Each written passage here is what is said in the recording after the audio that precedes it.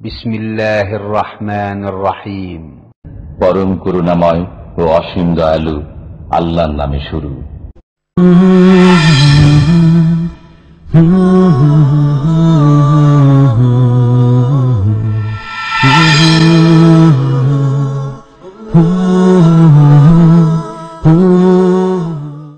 ومن أحسن قولا ممن دعا إلى الله وعمل صالحا وقال إنني من المسلمين. السلام عليكم ورحمة الله وبركاته. إن الحمد لله نحمده ونستعينه ونستغفره ونعوذ بالله من شرور أنفسنا ومن سيئات أعمالنا من يهده الله فلا مضل له ومن يضلل فلا هادي له وأشهد أن لا إله إلا الله وحده لا شريك له وأشهد أن محمدا عبده ورسوله. أما بعد فإن خير الحديث كتاب الله وخير الهدي هدي محمد صلى الله عليه وسلم وشر الأمور محدثاتها وكل محدثة بدعة وكل بدعة ضلالة وكل ضلالة في النار. أعوذ بالله من الشيطان الرجيم.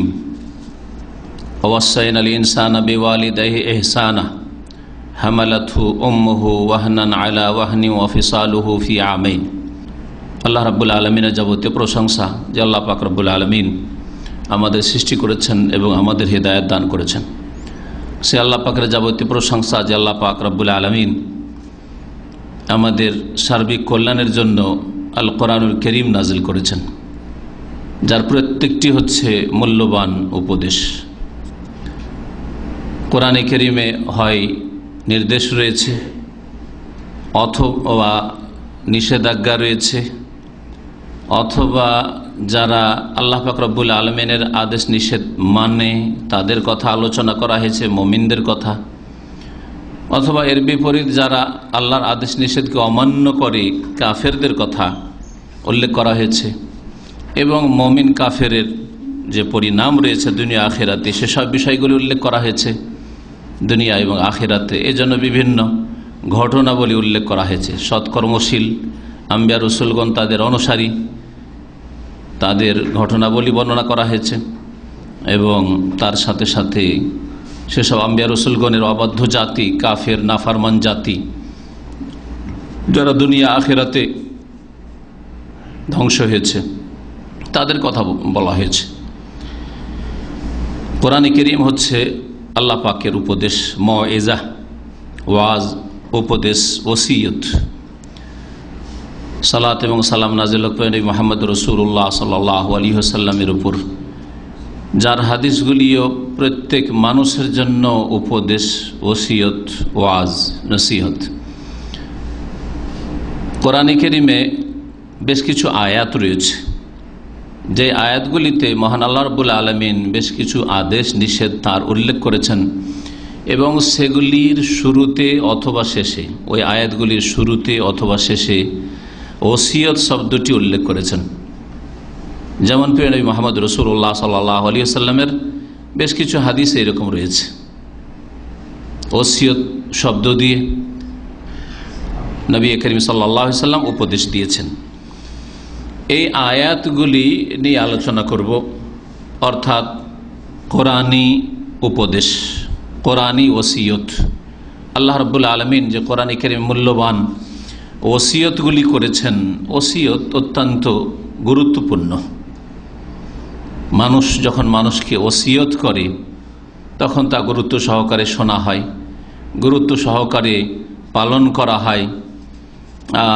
বিশেষ করে মানুষের ক্ষেত্রে ওসিয়ত ওই ক্ষেত্রে ব্যবহৃত হয় যখন মানুষ দুনিয়া থেকে আখিরাতের দিকে পাড়ি দিতে যাচ্ছে, অথবা কোনো কাউকে বিদায় করছে এক জায়গা থেকে আরেক জায়গায়, এক দেশ থেকে আরেক দেশে, তখন কিছু উপদেশ দিয়ে থাকে, সেগুলিকে ওসিয়ত বলা হয়।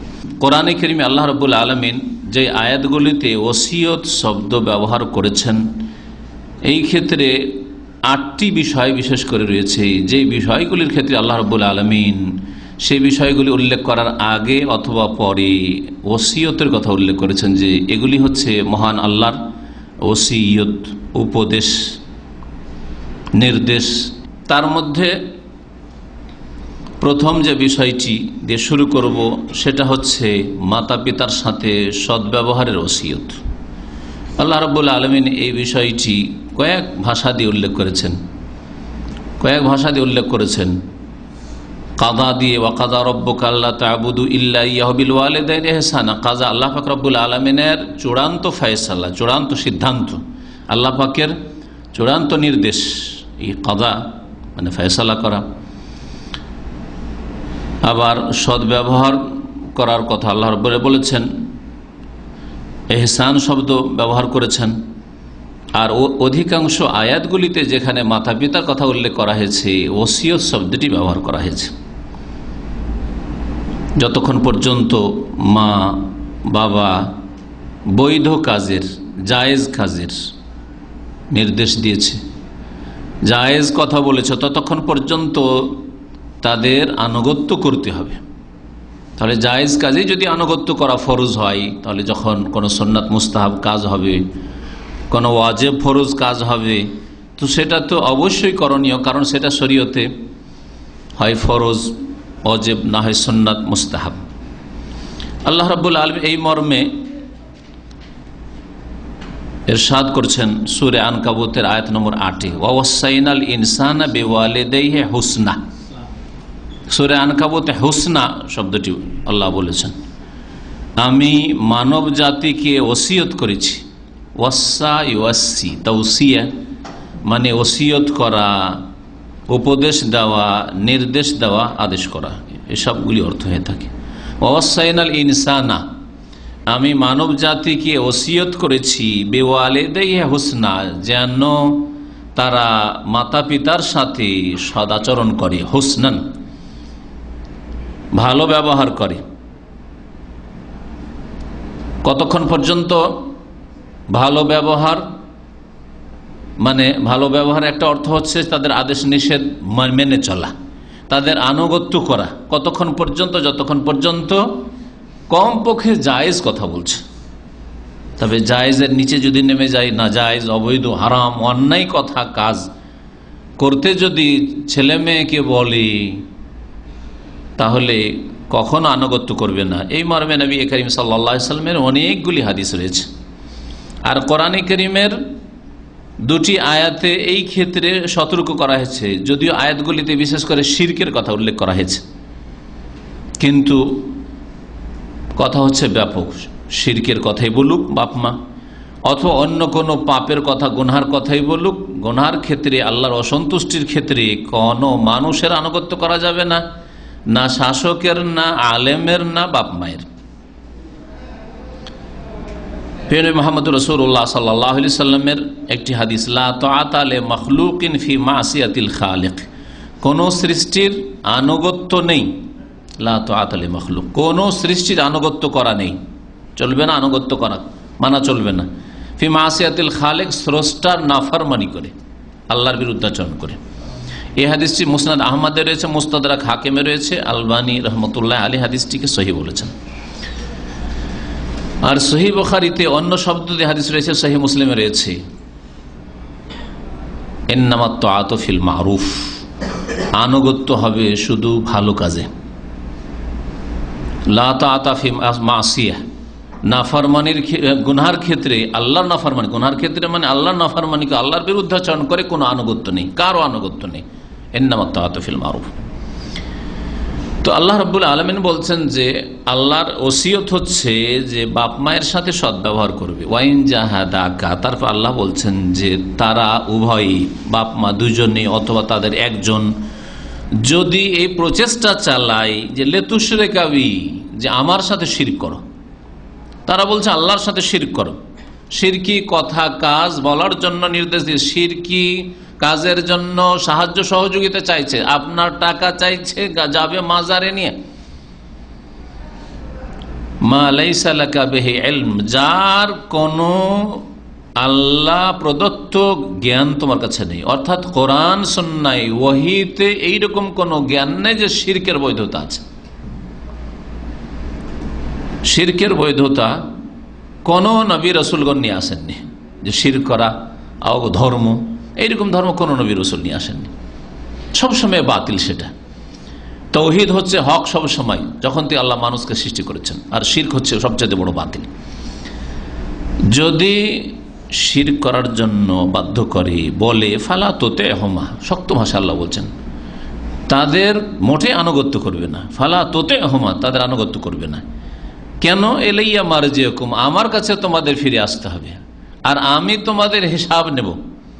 ফাউনাব্বিউকুম মা কুনতুম তা'মালু, তোমরা কি করেছিলে সে সম্পর্কে আমি জানিয়ে দেব। সুতরাং আমার নাফরমানি করে বাপ মাকে সন্তুষ্ট করবে, অথবা কোনো শাসককে সন্তুষ্ট করবে, কোনো ব্যক্তিকে সন্তুষ্ট করবে, এটা চলবে না। এই ছিল সূরা আনকাবুতের আয়াত। বাপ মা সম্পর্কে আবার সূরা লোকমান আল্লাহ রাব্বুল আলামিন বলছেন আয়াত নম্বর 14-15-তে, ওয়াসাইনাল ইনসানা বিওয়ালিদাইহি, মানব জাতিকে আমি ওসিয়ত করেছি যে তারা যেন মাতা পিতার সাথে, বেওয়ালিদাইহি, প্রত্যেক মানুষ যেন তার মাতা পিতার সাথে, বেওয়ালিদাইহি এখানে হুসনা বা ইহসান উচ্চ আছে, সদ্ব্যবহার করে। তারপরে সদ্ব্যবহার কেন করবেন সেদিকে ইঙ্গিত আল্লাহ করেছেন। বিশেষ করে মায়ের কথা, বাপের অনেক সময় ভয় করে, ছেলেমেয়েরা বাপকে ভয় করে, মাকে ভয় করতে চায় না। সেটা বিশেষ করে মায়ের কথা এখানে উল্লেখ করেছেন একটি দিক। আর একটা দিক হচ্ছে যে বাপের তুলনায় মায়ের কষ্টটা অনেক বেশি, যার ফলে আল্লাহ রাব্বুল বলছেন হামালাতু উম্মুহু ওয়াহানান আলা ওয়াহান, তাকে তার মা বহন করেছে পেটে কষ্টের উপর কষ্ট করে, কষ্টের উপর কষ্ট করে, খেতে পারেনি, অরুচি হয়েছে, বমি হয়েছে, আর শারীরিক মানসিক কত যন্ত্রণা হয়েছে ইত্যাদি। আবার প্রসব বেদনার যন্ত্রণা, যেখানে মৃত্যুকে একবার নিকটবর্তী দেখছে, এসব হয়েছে। এই কাজে গর্ভধারণে এবং গর্ভধারণের সময় যে কষ্টগুলি হয়, এতে মোটেই বাপ শরিক নেই, বাপের কোনো অংশ নেই। এইরকম অফিসালু, আল্লাহ বলছেন অফিসালু ফি আমাইন, আর ছেলে মেয়েকে দুধ পান করিয়ে দুধ ছাড়াবে ফি আমাইনি, 2 বছরে, 2 বছর কমপক্ষে দুধ পান করাতে হবে। এটা হচ্ছে আল্লাহ রাব্বুল আলামিনের পক্ষ থেকে নির্ধারিত, এটা ন্যায্য হক, অধিকার শিশুদের মায়ের উপর। এই কাজেও বাপের কোনো অংশ নেই, একটা দিনও বাপ দুধ পান করায়নি, সবসময় এই কাজটি মা করেছে। বিশেষ করে এই 2টি কাজের কথা আল্লাহ রাব্বুল আলামিন উল্লেখ করেছেন। আর অন্য অন্য কাজগুলিতে বাপও শরীক আছে, মাও শরীক আছে, দেখাশোনা, চিকিৎসা ইত্যাদি, হ্যাঁ, যত্ন নেওয়া, লেবাস পোশাক, এগুলিতে বাপ মা দুজনে শরীক আছে, বাপও দেখো মাও দেখে। আনিশ করলি ওয়ালি ওয়ালিদাইক, আল্লাহ বলছেন সুতরাং আমার শুকরিয়া আদায় করো আর তোমার মাতা পিতার শুকরিয়া আদায় করো। আল্লাহ রাব্বুল আলামিন এখানে প্রথম আল্লাহর শুকরিয়া আদায় করতে বলেছেন, তারপরে মাতা পিতার শুকরিয়া আদায় করতে বলেছেন। তাহলে বোঝা গেল যে মাতা পিতার ওপর হচ্ছে আল্লাহ রাব্বুল আলামিনের হক। যখন আল্লাহ রাব্বুল আলামিনের হক 1 নম্বরে আর 2 নম্বরে মাতা পিতার হক, তাহলে আল্লাহ রাব্বুল আলামিনের অসন্তুষ্টির কাজে, আল্লাহ রাব্বুল আলামিনের নাফরমানি করে মাতা পিতাকে সন্তুষ্ট করা যাবে না। অসন্তুষ্ট হয়ে যাক বাপ মা, আল্লাহকে অসন্তুষ্ট করা যাবে না। আল্লাহকে যদি সন্তুষ্ট করেন আর মা বাবা ওই কারণে অসন্তুষ্ট হয়, তো আল্লাহ হয় ওই মা বাবাকে রাজি করে দেবেন, আর না হইলে যদি রাজি নাও হয়, সন্তুষ্ট তারা নাও হয়, আল্লাহর দিন তারা মানে না, সুতরাং সন্তুষ্ট আপনারা হইতে পারেন না। তৌহিদ মানেন না, সুন্নাত মানে না, শিরক বিদআতে লিপ্ত, সুতরাং আপনারা সন্তুষ্ট হইতে পারেন না। হ্যাঁ, আমল করেন না কোরআন সুন্নাহর উপর, ইসলাম মোতাবেক জীবন যাপন, যার ফলে আপনি ইসলামিক কাজ করলে সন্তুষ্ট হতে পারেন না। এক ভাই বলছে যে ছেলে দাঁড়িয়ে রেখেছে, বাপ দাঁড়িয়ে রাখে, দুজনেই সৌদি আরবে থাকে, আর এই কাছাকাছি এগুলিতে থাকে, আশেপাশে থাকে। বলছে বাপ এখন মরিয়া হয়ে লেগেছে যে তুই দাড়ি ফেল, তোকে দাড়ি রাখতে দেবো না। কেন? আমি রাখবো না, তুই কেন রাখবি? তো লজ্জার ব্যাপার, ছেলে দাড়ি রেখে দেয়, যুবক, আর বাপ দাড়ি রাখে না, বাধ্য করছে ওকে। তুই যদি দাড়ি না রাখিস, বলছে না দাড়ি আমি ফেলবো না, তুই যদি দাড়ি রাখিস তাহলে কয়েকটা ধমক।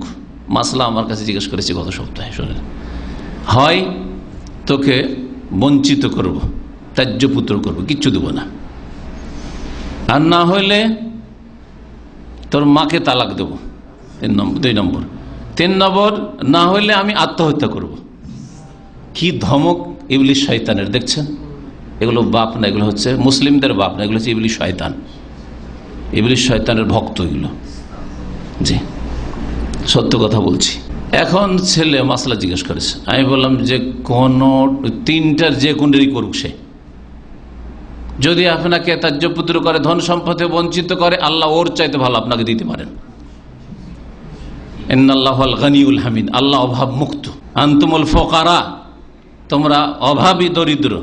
আল্লাহুল গনিউল হামিদ, আল্লাহর কাছে সবকিছু। ওয়ালিল্লাহি খাযাইনুস সামাওয়াতি ওয়াল আরদ, বঞ্চিত করে দিক। যদি বলে তোমার মাকে তালাক দিয়ে দেবো, তালাক দিয়ে দিক, তোমার ওই মাকে নিয়ে তুমি করে খাও, ওই মরদুদ বাপকে ছেড়ে দাও। আর যদি আত্মহত্যা করবো, তো আত্মহত্যা করে জাহান্নামে যেতে দাও। কিন্তু তাই বলে তুমি দাড়ি ফেলে দেবে, এটা করা যাবে না। এটা হচ্ছে দ্বীন ইসলাম। আল্লাহকে অসন্তুষ্ট করে, রাসূলুল্লাহ সাল্লাল্লাহু আলাইহি ওয়াসাল্লামের নাফরমানি করে, আল্লাহর নাফরমানি, রাসূলের নাফরমানি করে বাপ মাকে সন্তুষ্ট করবেন অথবা স্বামীকে সন্তুষ্ট করবেন, এটা ইসলামে জায়েজ নয়, হারাম কাজ। আল্লাহ অসন্তুষ্ট করে দিবেন ওই বাপ মাকে কখনো। অথবা যেই আশা নিয়ে আপনি বাপকে সন্তুষ্ট করতে গিয়েছেন, মাকে সন্তুষ্ট করতে গিয়েছিলেন, যে তাহলে এই স্বার্থটা হাসিল হবে, আল্লাহ নারাজ হলো আর এরাকে রাজি করলেন, যেই উদ্দেশ্য করে সেই উদ্দেশ্যতে আল্লাহ রাব্বুল আলামিন আপনার মুখে ছাই দেবেন। তার মানে আপনার কখনো স্বার্থ হাসিল হবে না, দুনিয়া আখেরাতে ক্ষতিগ্রস্ত হবেন। আল্লাহর শুকরিয়া আদায় করো, আনিশ করলি ওয়ালি ওয়ালিদাইকা, তারপরে বাপ মায়ের শুকরিয়া আদায় করো।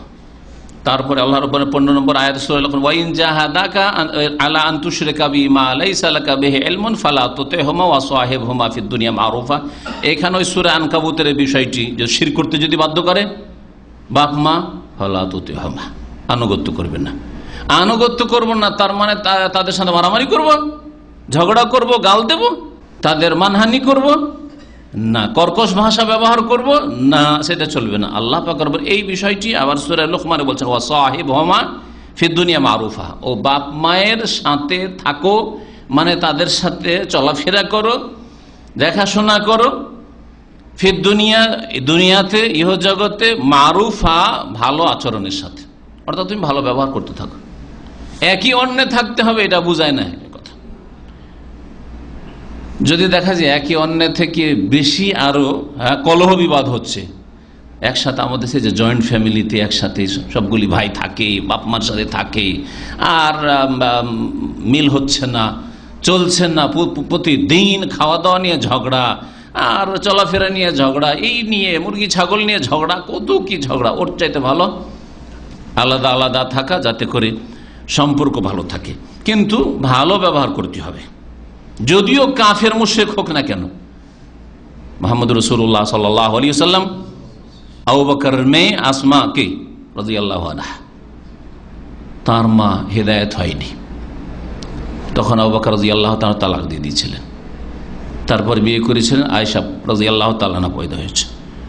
আসমাকে বললেন যে সিলিহা বিল মারুফ, তার সাথে ভালো ব্যবহার করো, তার সাথে ভালো ব্যবহার করো। আসমা মুসলিমা, তার মা হচ্ছে কাফেরা। ভালো ব্যবহার অবশ্যই করতে হবে, খারাপ ব্যবহার করা যাবে না। কিন্তু খারাপ ব্যবহার করা যাবে না, ভালো ব্যবহার করতে হবে। মানে আপনি পাপের কথা শুনে নেবেন, আল্লাহকে অসন্তুষ্ট করবেন তাদের কথা শুনে, এটা চলবে না। আল্লাহ রাব্বুল আলামিন তৃতীয় জায়গায় সূরা আহকাফেও এই বাপ মায়ের সাথে সৎ ব্যবহারের ক্ষেত্রে ওসিয়ত শব্দটি ব্যবহার করেছে। ওয়াসাইনাল ইনসানা বিওয়ালিদাইহি ইহসানা, এখানে আল্লাহ রাব্বুল বলছেন সূরা আহকাফ আয়াত নম্বর 15-তে আল্লাহ ইরশাদ করেছেন, আমি মানুষকে ওসিয়ত করেছি যে মানুষ যেন মাতা পিতার সাথে সৎ ব্যবহার করে। তারপর আল্লাহ রাব্বুল আলামিন হামালাতহু উম্মুহু কুরহা ওয়া ওয়াদাআতহু কুরহা, গর্ভধারণ করেছে বড় কষ্ট করে মা, তার প্রসব বেদনা যে হয়েছে সেখানেও তার কষ্ট হয়েছে, ভূমিষ্ঠ হওয়ার সময় মায়ের কষ্ট হয়েছে, সব কথা আল্লাহ উল্লেখ করেছেন। তারপর আবার স্তন্যদান করেছে, হামলুহু ওয়া ফিসালুহু 30 শাহরা, 30 মাস হচ্ছে স্তন্যদানের সময় এবং তার সাথে সাথে গর্ভধারণের সময়। তার মানে সর্বনিম্ন 6 মাস পেটে রাখা, এটা হচ্ছে গর্ভধারণের সময়, এর কম হতে পারে না। আর 6 মাস কমিয়ে দিলে বাকি তখন থাকে 24 মাস, তার মানে 2 বছর হচ্ছে অন্য যে আয়াত রয়েছে ওয়াহামুলহু ওয়াফিসালহু ফি আমাইন, যে সূরা লুকমানে রয়েছে, তার সাথে সমন্বয় হয়ে যায়, স্তন্যদান করবে 2 বছর। তো আল্লাহ রাব্বুল এখানে ওসিয়তের কথা উল্লেখ করেছে। এই একটি ক্ষেত্র ছিল কয়েকটি আয়াতে, তাহলে সূরা আনকাবুতে, সূরা লুকমানে এবং সূরা আহকাফ আল্লাহ রাব্বুল আলামিন ওসিয়ত শব্দটি ব্যবহার করেছেন। তাহলে আল্লাহ রাব্বুল আলামিনের ওসিয়ত হচ্ছে যে বাপ মায়ের সাথে ভালো ব্যবহার করবে, খারাপ ব্যবহার করবে না। বাপ মায়ের সাথে খারাপ ব্যবহার করলে আল্লাহ রাব্বুল আলামিন আখিরাতে তো শাস্তি দেবেন। লা ইয়াদখুলুল জান্নাত আকুন, যে বাপ মায়ের নাফরমান, বাপ মাকে অসন্তুষ্ট করে, বাপ মাকে কষ্ট দেয়, এইরকম ব্যক্তি অন্যায়ভাবে কষ্ট দেয়। এমনি কষ্ট নেই, সেটা সে কষ্ট নিয়েছে, আমি কষ্ট দিইনি কিন্তু কষ্ট নিয়েছে, সেটা আলাদা বিষয়।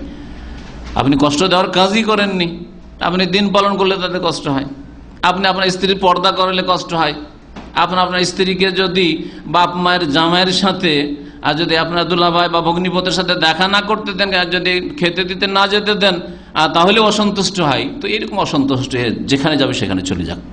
এমন ক্ষেত্রে অসন্তুষ্ট করবেন না বাপ মাকে যে বাপ মা অসন্তুষ্ট আর আল্লাহ অসন্তুষ্ট, এইরকম ক্ষেত্রে অসন্তুষ্ট করবেন না।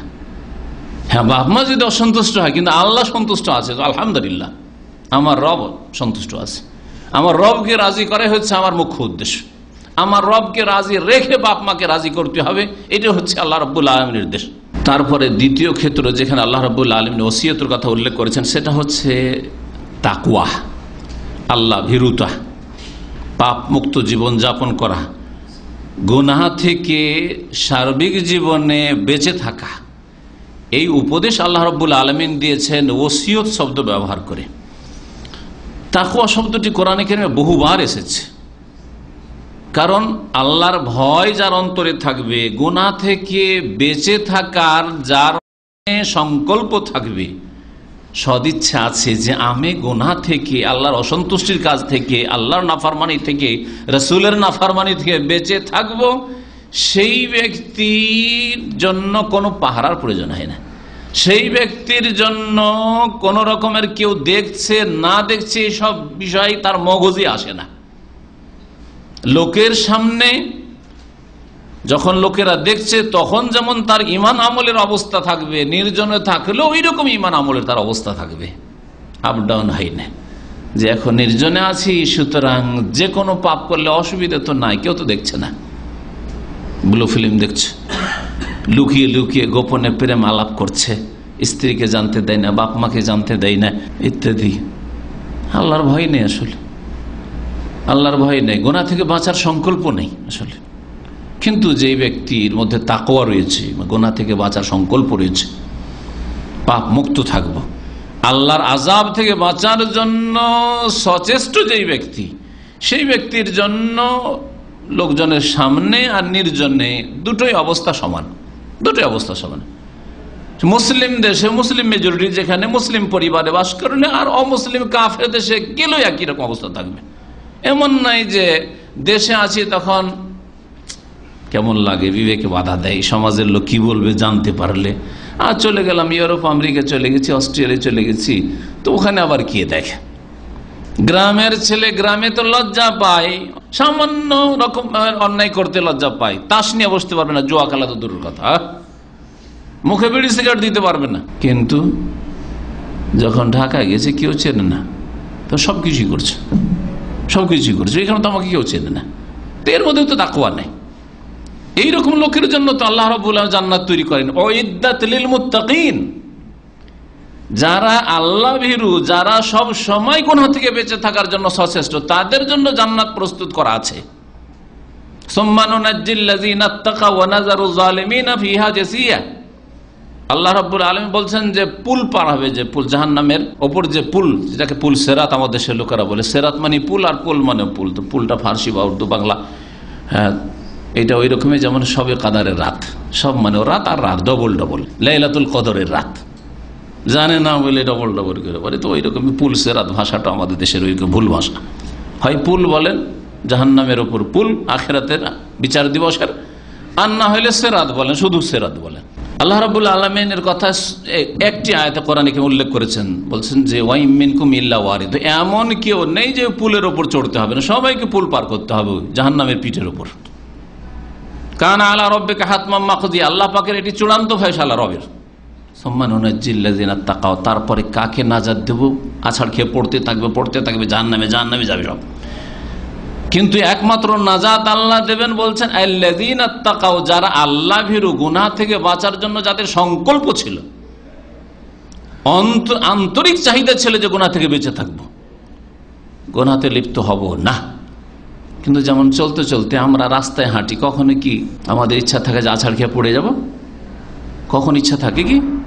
রাস্তায় গাড়ি চালাই, কখনো কি ইচ্ছা করে অ্যাক্সিডেন্ট করি?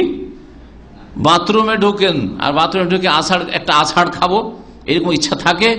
আছাড় খায় মানুষ অনিচ্ছাকৃত।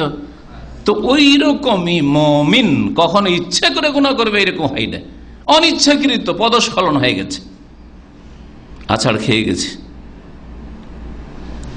রাস্তাঘাটে যেমন কাদা ছিটে পড়ে, পেশাব পায়খানা ছিটে পড়ে, তেমনি তার গায়ে ছিটে পড়েছে যেন পাপ, এই রকম। কিন্তু যদি পাপ অহরহ হইতেই থাকে, তার মানে ও তার করছে দিনে এতটা নেকি করবো আর এতটা পাপ করব, এইরকম অধিকাংশ মুসলিমদের জীবন। যারা নামাজিও তাদেরও জীবনে দেখা যায় যে কিছু পাপও করছে, নেকিও করছে ইচ্ছা করে, প্রতিদিন 5 ওয়াক্ত নামাজও পড়ে আর প্রতিদিন বেশ কিছু ভালো কাজ করে, সকাল সন্ধ্যার জিকির আজকারও করে, আবার গীবতও করে, চুগলখড়িও করে, আবার মিথ্যা কথাও বলে, আবার ধোঁকাবাজিও করে, আবার আমানতে খেয়ানতও করে। বৈপরীত্য জীবনে, এইরকম তো মুসলিম জীবন হয় না।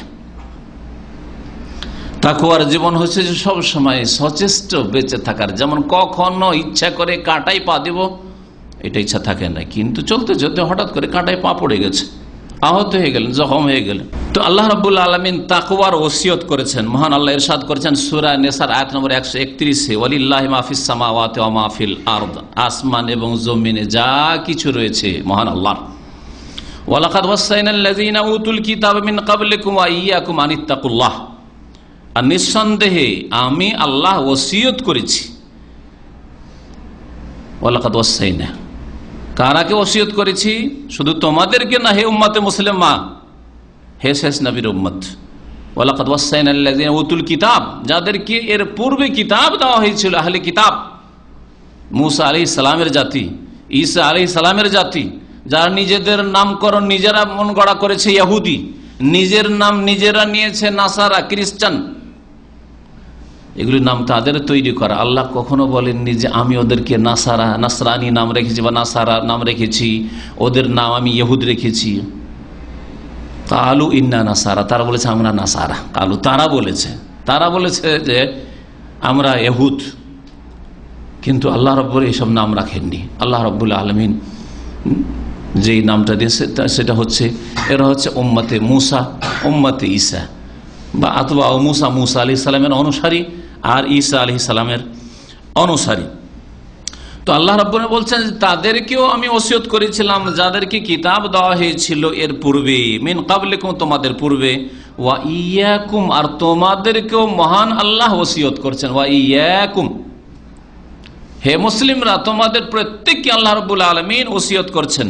কি ওসিয়ত? আনিত্তাকুল্লাহ, যে তোমরা আল্লাহকে ভয় করো, আল্লাহকে ভয় করো, আল্লাহর ভয়ে গুনাহ থেকে বেঁচে থাকো। তাকওয়া ওয়াকায়াতুন থেকে, ওয়াকায়া মানে বেঁচে থাকা। এই জন্য আমরা বলি ওয়াকিনা আযাবান নার। হ্যাঁ, রব্বানা আতিনা ফিদ দুনিয়া হাসানা ওয়া ফিল আখিরাতি হাসানা ওয়া কিনা আযাবান নার, এবং কেনা আমাদেরকে বাঁচাও, রক্ষা করো আযাবান নার, জাহান্নামের শাস্তি থেকে, আযাব থেকে। কি মানে? বাঁচাও। ওয়াও কাফিয়া থেকে, তো তাকওয়া শব্দটিও এই ওয়াও কাফিয়া থেকে। তো আল্লাহ কি বলছেন? আনিত্তাকুল্লাহ, আল্লাহকে ভয় করো। ভয় করা, তাকওয়া মানে ভয় করা, খৌফ মানে ভয় করা। খৌফ মানে আল্লাযী লাইলাফিতে কি আছে? ফালিয়াবুদু রাব্ব হাযাল বাইত আল্লাযী আত'আমাহুম মিন জু ওয়া আমানাহুম মিন খৌফ। খৌফ মানে ভয়। তাহলে আর খাশিয়াতুন মানে ভয় হয়। ইন্নামা ইয়াখশাল্লাহা মিন ইবাদিহিল উলামা, সত্যিকার অর্থে আল্লাহকে ভয় করে তার বান্দাদের মধ্য থেকে যারা জ্ঞানী। আল্লাহর কিতাবের জ্ঞান রয়েছে, কোরআন কারীমের যার যত বেশি জ্ঞান রয়েছে, আর রাসূলুল্লাহ সাল্লাল্লাহু আলাইহি ওয়াসাল্লামের হাদিসের যত বেশি জ্ঞান রয়েছে, তারা ভয় করে। উলামা মানে শুধু মাদ্রাসা পড়ুয়া না, উলামা মানে যাদের জ্ঞান রয়েছে। আলেমের বহুবচন উলামা, যার জ্ঞান রয়েছে আল্লাহ সম্পর্কে, যেটা জানা সবচেয়ে বড় ফরজ। জ্ঞান রয়েছে আল্লাহ পাকের রসুল সম্পর্কে, যেটা জানা দ্বিতীয় ফরজ। আর জ্ঞান রয়েছে আল্লাহ পাকের নাজিলকৃত দ্বীন সম্পর্কে, তিনটি মূলনীতি সম্পর্কে। আল্লাহ সম্পর্কে যার যত বেশি জ্ঞান রয়েছে, আল্লাহ রসুল সাল্লাল্লাহু আলাইহি ওয়াসাল্লাম সম্পর্কে যার যত বেশি জ্ঞান রয়েছে, এবং আল্লাহ পাকের নাজিলকৃত দ্বীন কোরআন সুন্নাহ ওহী সম্পর্কে যার যত বেশি জ্ঞান রয়েছে, তারাই সত্যিকার অর্থে ইন্নামা ইয়াখশাল্লাহ, আল্লাহকে ভয় করে। কারণ তারা সবকিছু জানে যে কোথায় বিপদ আছে, সজাগ, হ্যাঁ, কোনটা কতদূর পর্যন্ত চলবে, কতদূর চলবে না, সবকিছু জানছে। আর মূর্খ মানুষ অনেক হারাম কাজ, নাজায়েজ কাজ করে যাচ্ছে, হ্যাঁ, করে যাচ্ছে, খেয়ালই করে না যে এটা হারাম, এটা এত বড় অপরাধ করে ফেললাম, এটা শিরক জানেই না, শিরক করে বসে আছে। এটা বিদআত জানে না, সারা জীবন নামাজ পড়ে আসছে, আর নামাইতু দিয়ে নামাজ পড়ে আসছে, যাই নামাজের দোয়া দিয়ে নামাজ পড়ে আসছে, ইক্তাদাত বিহাযাল ইমাম দিয়ে নামাজ পড়ে আসছে, সম্মিলিত মোনাজাতের বিদআত দিয়ে নামাজ পড়ে আসছে। ও ওয়াহুম ইয়াহসাবুন আন্নাহুম ইউহসিনুনা সুননা, খুব ভালো কাজ করছি, 5 ওয়াক্ত নামাজ আদায় করি, তাকবীরে তাহরিমা ছাড়ি না, কিন্তু বিদআতি নামাজ পড়ছে। যার কোরআন সুন্নাহর ওহীর জ্ঞান নেই সে জানে না, যার রাসূলুল্লাহ সাল্লাল্লাহু আলাইহি ওয়াসাল্লামের আদর্শ সালাত সম্পর্কে জ্ঞান নেই সে জানে না। তো সত্যিকার অর্থে ভয় করে আল্লাহ রাব্বুল আলামিনকে খাশিয়া এখানে বলা হয়েছে, ইখশা। তো তাকওয়া মানে যে ইত্তাকুল্লাহ, আল্লাহকে ভয় করো, কোত্থেকে আসলো?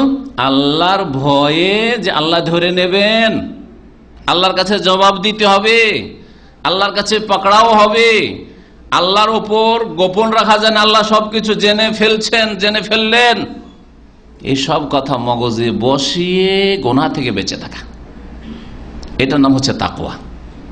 অনেকে আছে গুনাহ থেকে বেঁচে থাকে বাপ মায়ের ভয়ে, মান সম্মানের ভয়ে, সমাজের ভয়ে, হ্যাঁ, চরিত্রবান হব, আমি মানুষের মতো মানুষ হব, হ্যাঁ, এটা মানুষের কাজ না, এগুলো পশুর কাজ, পাশবিক চরিত্র, তার মধ্যে খানিকটা মানবতা আছে, এই বিভিন্ন কারণে। অথবা দুনিয়া একটা টার্গেট আছে, অনেকের টার্গেট আছে, প্রত্যেকের টার্গেট আছে, একমত যে নির্বোধ তার টার্গেট নেই যে আমি কি হব।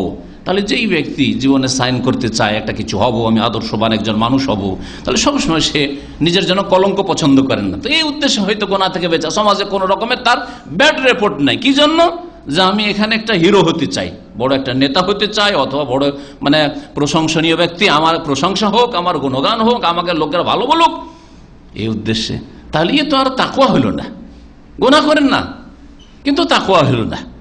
আল্লাহ রাব্বুল আলামিনের ভয়ে যে আল্লাহ ধরে নেবেন, আল্লাহর কাছে পকড়াও হবে, আল্লাহর ওপর লুকিয়ে রাখতে পারবো না, আল্লাহ সবকিছু জেনে নিচ্ছেন, আল্লাহর ক্যামেরা লাগানো আছে, আর ক্যামেরা যদি নাও থাকে কেরামান কাতিবিনের, তারপরেও আল্লাহ জানছেন। অফিসে যদি ক্যামেরা লাগানো থাকে সেখানে আমরা এত সতর্ক, তাহলে আল্লাহ রাব্বুল আলামিনের ক্যামেরা শুধু ক্যামেরাই নয়, মালাইকার ক্যামেরা, তারপরে এই ক্যামেরা নাও থাকলেও আল্লাহ রাব্বুল আলামিন সবকিছুই জানছেন। হ্যাঁ, শুধু বাহ্যিক অবস্থাটা জানছেন না, আলিমুন বিজাতিস সুদূর, ভিতরেরও খবর জানছেন। মনে একটা ওয়াসওয়াসা আসলো, 1 সেকেন্ডের জন্য মনে একটা শয়তানি কথা আসলো, তাও আল্লাহ জানলেন, তারপরে সেটাকে ধরে রাখলেন, করব বলেন না, সাথে সাথে তওবা ইস্তেগফার করে ফেললেন যে না এটা বাজে কথা, এটা অন্যায় কথা, নাকি ওইটাকে অনেক সময় ধরে ধরে রাখলেন, পরিকল্পনা তৈরি করলেন যে করতাম, এই কাজটি করব কিন্তু করতে পারলাম না, অফিস থেকে একটা জিনিস টানবো, নেবো, এখান থেকে নিয়ে যাবো, এটা একটা ভালো জিনিস পছন্দ লেগেছে, কিন্তু চান্স পাওয়া যাচ্ছে না, তো গুনাহ তো লেখা হচ্ছে, সব তো আল্লাহ জানছেন, দেখছেন অবস্থা। এই রকমের জীবন তৈরি করা হচ্ছে তাকওয়ার জীবন, তাদের জন্য আল্লাহ রাব্বুল আলামিন জান্নাত তৈরি করেছেন। তো আল্লাহ রাব্বুল আলামিনের বিশেষ ওসিয়ত হচ্ছে জানিত্তাকুল্লাহ, আর এই ওসিয়ত শুধু মুসলিম জাতিকে না, যত আম্বিয়া রাসূলগণের উম্মত আর প্রত্যেক জাতির জন্য, সকল মানুষের জন্য যুগে যুগে আল্লাহ রাব্বুল আলামিন নবী রাসূল পাঠিয়েছেন। বলছেন যে ওয়ালাকাদ ওয়াসাইনাল্লাযীনা উতুল কিতাব মিন ক্বাবলিকুম ওয়া ইয়্যাকুম আনিত্তাকুল্লাহ ওয়া ইন তাকফুরু, আর যদি আল্লাহকে না ভয় করো তাহলে কুফরি করলে, তাহলে যে কোনো পাপ করতে পারবে, আল্লাহর দিন মানলে না, ফাইন্না লিল্লাহি মা ফিস সামাওয়াতি ওয়া মা ফিল আরদ, তাহলে জেনে রাখো যে আসমান জমিনে যা কিছু সব আল্লাহর, আর আল্লাহ রাব্বুল আলামিন কারো মুখাপেক্ষী নন, এবং আল্লাহ প্রশংসিত, ওয়া কানাল্লাহু গানিয়ান হামিদা। তৃতীয় ওসিয়ত আল্লাহ রাব্বুল আলামিন হচ্ছে দিন কায়েম করার ওসিয়ত, একামতে দিনের ওসিয়ত। আর একামতে দিন এই বা কোন জিনিস? জি হ্যাঁ, শোনেন, সূরা শুরার আয়াত নম্বর 13, শারআ লাকুম মিনাদ দীনি মা ওয়াসসা বিহি নূহান ওয়াল্লাযী আওহাইনা ইলাইকা মা ওয়াসাইনা বিহি ইব্রাহিম ওয়া মূসা ওয়া ঈসা আন আকিমুদ্দীনা ওয়া লা তাতাফাররাকু ফীহি। আল্লাহ রাব্বুনা বলছেন যে তোমাদের জন্য মহান আল্লাহ দ্বীন প্রণয়ন করেছেন। আল্লাহ রাব্বুল আলামিন দ্বীনের বিধিবিধান আল্লাহ রাব্বুল আলামিন তৈরি করেছেন। শারআ লাকুম মিনাদ দীন, এমন দিন যেই দিনটা শুধু তোমাদের নতুন দিন না, মা ওয়াসসা বিহি নূহান, যেই দিন দ্বারা ওসিয়ত করেছেন আল্লাহ রাব্বুল আলামিন। এখানে ওয়াসসা, ওসিয়ত শব্দ আল্লাহ উল্লেখ করেছেন। ওসিয়ত করেছে যেই দিন দিয়ে, কাকে? নূহ আলাইহিস সালামকে। ভালো করে নামগুলো শুনে রাখেন। ওয়াল্লাযী আওহাইনা ইলাইক, আর যেই দিনের ওসিয়তের ওহী করেছেন আল্লাহ রাব্বুল আলামিন হে নবী তোমাকে, অর্থাৎ মুহাম্মদ সাল্লাল্লাহু আলাইহি সাল্লামকে। ওমা ওয়াসাইনা বিহি ইব্রাহিম, আর যেই দিন দিয়ে আমি ওসিয়ত করেছিলাম ইব্রাহিম আলাইহিস সালামকে, ওয়া মূসা এবং মূসা আলাইহিস সালামকে, ওয়া ঈসা এবং ঈসা আলাইহিমুস সালামকে। এই পাঁচজন রাসূলের কথা আল্লাহ রাব্বুল উল্লেখ করে বলছেন এই পাঁচজন নবীকে দ্বীনের কি করেছেন আল্লাহ রাব্বুল আলামিন? ওসিয়ত করেছেন। আর তাদের দ্বীন ছিল এক, আল্লাহ বলছেন একই দিনের কথা বলছেন। মৌলিক বিষয়গুলির ক্ষেত্রে কিছু জুজিয়াত, শাখা বিশিষ্ট মাসাইল, খুঁটিনাটি মাসাইল, এগুলিতে পার্থক্য রয়েছে। মূল বিষয়গুলি সমস্ত নবীদের এক, আল্লাহ এক, তাই না? আল্লাহর কোনো শরিক নেই। এবং আল্লাহর দিন কার মাধ্যমে নিতে হবে? রাসূলের মাধ্যমে নিতে হবে। কোনো পার্থক্য আছে এগুলি কথায়? সব নবীদের দাওয়াত একই রকম, ঠিক না? সব নবীদের কালেমা লা ইলাহা ইল্লাল্লাহ, ঠিক না? সব নবীরাই বলেছেন যে পরকালে বিশ্বাস করতে হবে। দুনিয়া হচ্ছে কর্মজগৎ, আর মওতের পরে তখন বদলার জগৎ শুরু হবে, সেখানে জান্নাত অথবা জাহান্নাম রয়েছে। এক কিনা সবগুলি কথা? সবগুলি কথা তো দিনের মৌলিক বিষয়। এছাড়াও সালাত, নামাজ, আম্বিয়া রাসূলগণের যে কথা উল্লেখ করতে কোরআনে কারিমে অন্য নবীদের কথাও নামাজের কথা বলেছেন। রোজার কথা বলেন আল্লাহ রাব্বুল অন্যদের ক্ষেত্রে, আগের উম্মতের ক্ষেত্রে সিয়ামের কথা বলেছেন। মারিয়াম আলাইহিস সালাম, ঈসা আলাইহিস সালাম আর রোজা রেখেছেন। ইন্নী নাযারতু লির-রহমানি সাওমা, ঠিক কিনা? তাহলে মৌলিক বিষয়গুলিতে সমস্ত নবী রাসূলগণের দিন ছিল এক। যে কোনো ভালো কাজ আল্লাহ করতে বলেছেন, আর নোংরা কাজ যেগুলি দুনিয়া আখিরাতের ক্ষতি করে সেগুলিতে আল্লাহ নিষেধ করেছেন সমস্ত নবীদের ক্ষেত্রে। সমস্ত নবীদের ক্ষেত্রে ফাহিশা আল্লাহ রাব্বুল আলামিন সবসময় অশ্লীলতাকে সবসময় আল্লাহ হারাম করেছেন সকলের জন্য। তো আল্লাহ রাব্বুল আলামিন তারপরে এই পাঁচজন নবীর কথা উল্লেখ করে বলছেন যে তাদের সকলকে আমি এই নির্দেশ দিয়েছিলাম আন আকিমুদ্দিন, যে তোমরা দিন কায়েম করবে, ওয়ালা তাতাফাররাকু ফীহি, আর তাতে তোমরা বিচ্ছিন্নতা সৃষ্টি করবে না। দিন কায়েম করবে আর তাতে তোমরা কি করবে না? বিচ্ছিন্নতা সৃষ্টি করবে না। অবশ্যই বিভক্ত হবে না, দলে দলে ভাগ হবে না, নানা ভাষা নানা মত সৃষ্টি করবে না, যে এক এক দল এক এক মত রাখো, এরকম না। তারপর আল্লাহ বলছে কাবুরা আলাল মুশরিকিনা মা তাদউহুম ইলাইহি, মুশরিকদের জন্য বড় কষ্ট লাগে ওই বিষয়টি যেই দিকে হে নবী মুহাম্মদ সাল্লাল্লাহু আলাইহি ওয়াসাল্লাম তুমি আহ্বান করো। আল্লাহু ইয়াজতাবি ইলাইহি মান ইয়াশা, আল্লাহ রাব্বুল আলামিন মনোনীত করেন তার উদ্দেশ্যে যাকে চান, ওয়া ইয়াহদি ইলাইহি মান, আর তার দিকে রাস্তা দেখান যে আল্লাহ অভিমুখী হয় তাকে। সূরা শুরা আয়াত নম্বর 13। এখন একামতের দিন মানে কি? একদল মডার্ন তাফসীর নিয়ে এসেছে। মডার্ন ধর্ম যারা পালন করে, নতুন ধর্ম, আধুনিক ধর্ম পালন করে, ওরা দিন ইসলামকে মডার্ন করেছে। তারা মানে রাজনৈতিক পোশাক পরিয়েছে, পলিটিক্যাল লেবাস ড্রেস পরিয়েছে, আর তারপরে ব্যাখ্যা করেছে একামতের দিন মানে ক্ষমতা দখল করা। সুতরাং যতই আপনি ইবাদতবন্দি করেন না কেন, আকীদা ঠিক করেন আর সুন্নতের অনুসারী হন, আর নামাজ, হজ, যাকাত, সিয়াম, রোজা, সব কিছু করছেন আপনি, হেজাব, পর্দা সব কিছুই আছে, আপনি একটা পয়সা হারাম তো দূরের কথা, একটা পয়সা আপনি সন্দেহের পয়সা খান না, একটা পয়সা হারামে ব্যয় করেন না, বলছে কিয়ামতের দিন হইল না যতক্ষণ পর্যন্ত পার্লামেন্ট দখল না করতে পারছেন, যতক্ষণ পর্যন্ত আপনি আদালত না দখল করতে পারছেন, যতক্ষণ পর্যন্ত হুকুমাতে এলাহিয়া কায়েম না হচ্ছে, তাদের ভাষায় পুরাতন ভাষা, তাদের একটু 50 বছর আগের ভাষা এটা। আমরা ছোটকালে খুব হুকুমতে এলাহিয়া ওদের কিতাব পড়েছি। তাদের কিতাবগুলি পড়তে গিয়ে আল্লাহর হুকুমত যতক্ষণ কায়েম না হচ্ছে, হুকুমতে এলাহি মানে আল্লাহর হুকুমত, তো আল্লাহর হুকুমত যতক্ষণ কায়েম না ততক্ষণ একামতে দিন হলো না। এই হুকুমতে এলাহিয়ার পরিভাষার ওপর যখন ওলামায়ে কেরামরা আপত্তি তুলল যে এ তো 1400 বছরের ইতিহাসে হুকুমতে এলাহিয়া শব্দটা কেউ ব্যবহার করেনি তোমাদের নেতা সাহেবের আগে, তো বলছে যে তাহলে তো সমস্যা আছে খানিকটা, তাহলে একটু আমাদের চেঞ্জ করতে হবে। বলছে একামতে দিন, আর হুকুমতে এলাহি বলবো না, কি করবো? একামতে দিন। তাহলে একামতে দিন কোরআনে আছেই তো, আনাকিমুদ্দিনা, দিন কায়েম করো মানে গদি দখল করো। হ্যাঁ, যারা আছে ওদেরকে তাড়াও, আর তাড়িয়ে আমরা ওদের চাইতে বেশি পরেজগার আর আল্লাহ ভীরু আর খুব সৎ, সুতরাং আমরা দখল করব। এটা হচ্ছে ইসলামের পলিটিক্যাল ব্যাখ্যা, ইসলামের রাজনৈতিক ব্যাখ্যা। একামতে দিন নয়, গদি দখল করা।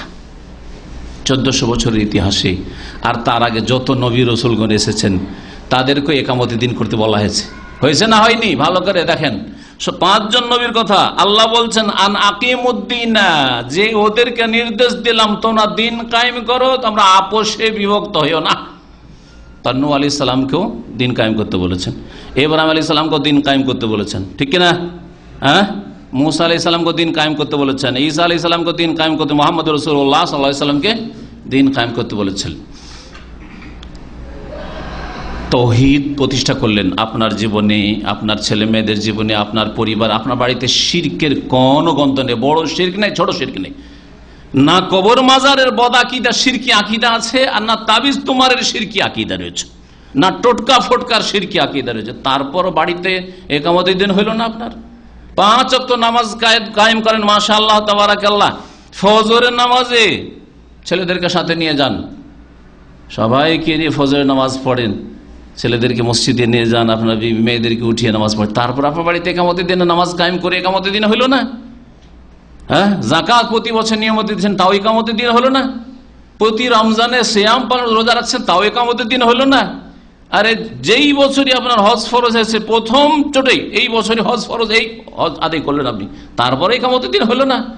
আপনার বিবি বাড়িতে থাকলে একটা আজনবী কোনো পুরুষ বাড়িতে ঢোকে না, বাইরে বেরোলে হাত পা কিছুই দেখা যায় না, তারপর একামতের দিন হইল না? এগুলো কিছুই না তাদের কাছে। এগুলো হচ্ছে নামাজ, রোজা, হজ, যাকাত, ये बड़ी इबादत के लिए ट्रेनिंग कोर्स है তাদের ভাষায়। এগুলি হচ্ছে বড় ইবাদত, ওই একামতের মানে গদি দখল করার জন্য এগুলো ট্রেনিং করছে, এখনো ট্রেনিং চলছে।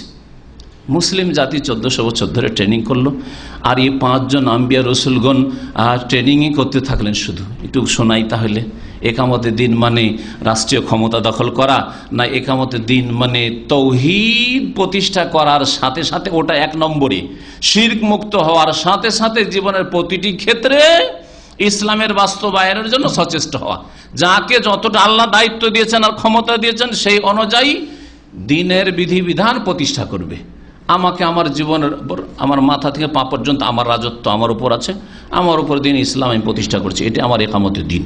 আমার পরিবারে আমি যতটা পারছি করছি, যতটা আমার ক্ষমতায় আছে, আমার চোখের সামনে হচ্ছে, আমি কোনো অন্যায় হতে দিই না। আমি আমার পারিবারিক জীবনে একামতের দিন করছি। আমার অর্থনীতিতে যা রুজি রোজগার করছি আর যা খরচ করছি, এই ক্ষেত্রে একটি অবৈধ কাজ করি না, না একটা টাকা হারাম খাচ্ছি আর না একটা টাকা হারামে খরচ করছি। আমি আমার অর্থনীতিতে একামতের দিন করছি। আমি আমার সমাজে এমন কোনো অন্যায়ের সাথে জড়িত না, সমাজে কোনো অন্যায়ের সাথে জড়িত না, সামাজিক জীবনে আমি একামতের দিন করছি। রাষ্ট্রীয় ক্ষেত্রে যাদের কাছে ক্ষমতা রয়েছে তাদের জন্য দোয়া করছি, আল্লাহ তাদেরকে হিদায়াত দান করেন। যদি তারা রাষ্ট্রীয় পর্যায়ে যদি দিনের যে দণ্ডবিধান রয়েছে বা অন্যান্য যেসব বিধিবিধান রাষ্ট্রীয় ক্ষমতা ছাড়া হতে পারে না, চোরের হাত কাটা, কেসাসের বাস্তবায়ন ইত্যাদি জেনার শাস্তিগুলো হইতে পারে না, সেগুলি যেন তাদেরকে আল্লাহ করার তৌফিক দান করেন। এই দোয়াও রয়েছে তাদের জন্য, হিদায়াতের দোয়া রয়েছে, তৌফিকের দোয়া রয়েছে, আর যারা করে তাদের জন্য মহব্বত রয়েছে এবং তাদের জন্য খালেস অন্তর থেকে দোয়া রয়েছে, আল্লাহ তাদেরকে যেন আরো শক্তিশালী করেন।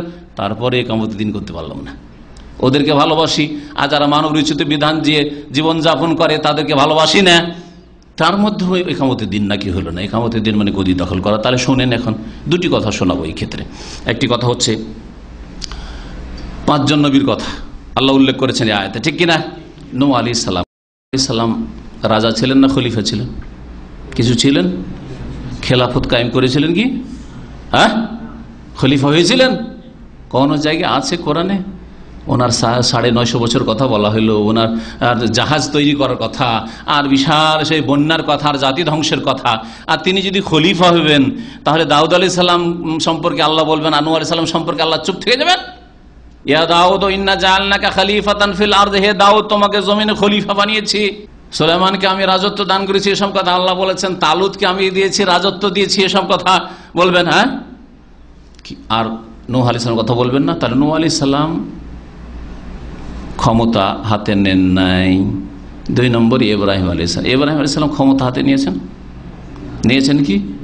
মক্কায় আসলেন, হাজারকে ইসমাইলকে না মক্কার ক্ষমতায় নিলেন, না হিজরত করে আবার যেখান থেকে এসেছিলেন ওখানে চলে গেলেন, ফিরে শাম দেশে গেলেন, সেখানে গিয়ে ক্ষমতা হাতে নিয়েছেন। তো ইব্রাহিমও নিলেন না।